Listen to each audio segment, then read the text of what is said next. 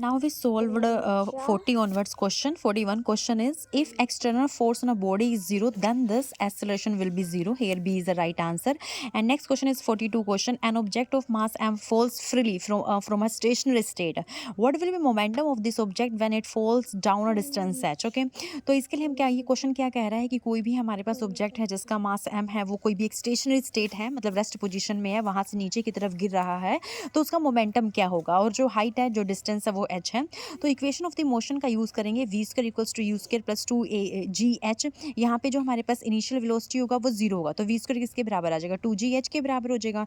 It means √2gh है और मास m दे रखा है, तो c हमारे पास क्या होगा, करेक्ट आंसर होगा। ठीक है, क्योंकि मोमेंटम, उसने मोमेंटम पूछा, मोमेंटम क्या होता है, मास इंटू वेलोसिटी होता है, वेलोसिटी हम निकाल चुके हैं इक्वेशन ऑफ द मोशन से, तो here C is the right answer. And next question is a 43 question. If the speed of a body moving in uniform circular motion is doubled, then the centripetal force acting on the body on a circular path of the same radius will be quadrupole. Okay, क्योंकि हमें पता है centripetal force जो होता है वो mv²/4 होता है, and he said that in the question that if the speed of the body moving uniform is doubled, speed double हो गई है, speed double means v double हो गया है, तो v का स्क्वायर तो क्या हो जाएगा, 4 टाइम हो जाएगा, it means quadrupole, it means b is the right answer.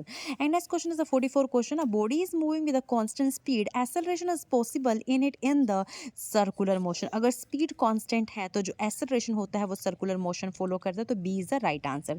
Next question is 45th question, and 45th question is, the kinetic energy of the two masses m1 and m2 are equal. The ratio of the linear momentum, the ratio of the linear momentum is √m1 over m2. Here A is the right answer. Next question is the 46th question. A body is moving with uniform speed v in a circle of the radius r. The tangential acceleration will be 0. Okay, and next question is the 47th question. If which of the following is not a conservative force? Frictional force is not a conservative force. Okay, because frictional force जो होता है वो change होता रहता है, ठीक है, तो एक रेजिस्टिव फोर्स में हम काउंट करते हैं, तो is not a conservative force. Electrostatic force is a conservative force, gravitational force is a conservative force, and spring force is also a conservative force. Okay, next 48 question. If the radius of the path is doubled for a constant angular velocity of a particle on a circular path, then the linear velocity, हमें linear velocity और angular velocity के बीच में relation पता है कि v equals to क्या होता है, r ओमेगा होता है। अगर रेडियस डबल हो गया, ये जो हमारे पास रेडियस डबल हो गया, तो लीनियर वेलोसिटी भी तो डबल हो जाएगी ना, तो b is the right answer. Next question is 49th question.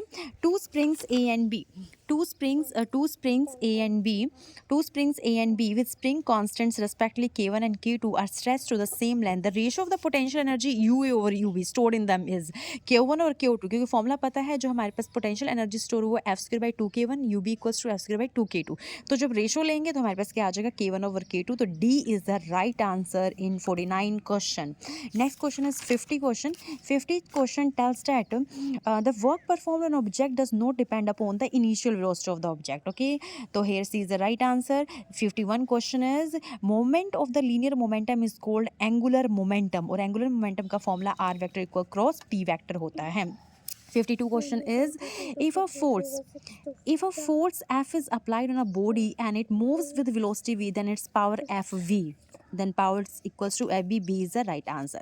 Next 53 question, SI unit of power is watt, and 54 1 horsepower 746 watt. This is the very easy question. And next 55 question. 55 question is, if a body increases its velocity from 0 to u in t seconds, then the average power will be mu square by 2t. Here d is the correct answer. And next question is 56 question. Energy equivalent to 10 kg mass, 10 kg mass equals to, ये E equals to M C square से find out करेंगे, हमारे पास क्या answer आ जाएगा, 9 × 10⁻17 joule आ जाएगा। Okay, तो A is the right answer. Next question is 57 question.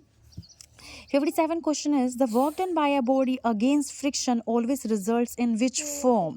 This is the gain of the kinetic energy. Okay, here A is the right answer. Next question is 58 question, sorry. In an elastic collision, here C, both momentum and kinetic energy are conserved. Elastic collision में क्या होता है, momentum और kinetic energy दोनों conserve रहते हैं। Next question is 59 question. A body is initially at rest if it undergoes one-dimensional motion with constant acceleration. The power delivered it to time t is proportional proportional to, तो जो power का formula होता है वो F into we होता है, force क्या होता है, मास इंटू एक्सेलरेशन होता है, ठीक है। फोर्स जो होता है वो हमारे पास क्या होता है, मास इंटू एक्सेलरेशन होता है। वेलोसिटी जो होता है, फोर्स जो होगा हमारे पास एफ वी होगा, एफ क्या होगा, मास इंटू एक्सेलरेशन होगा। वेलोसिटी का फॉर्मूला हम यहाँ से फाइंड आउट कर लेंगे। एक्सेलरेशन क्या होता है, वेलोसिटी ओवर टाइम होता है, तो velocity P M E square T, P is directly proportional to time, तो here is the right answer.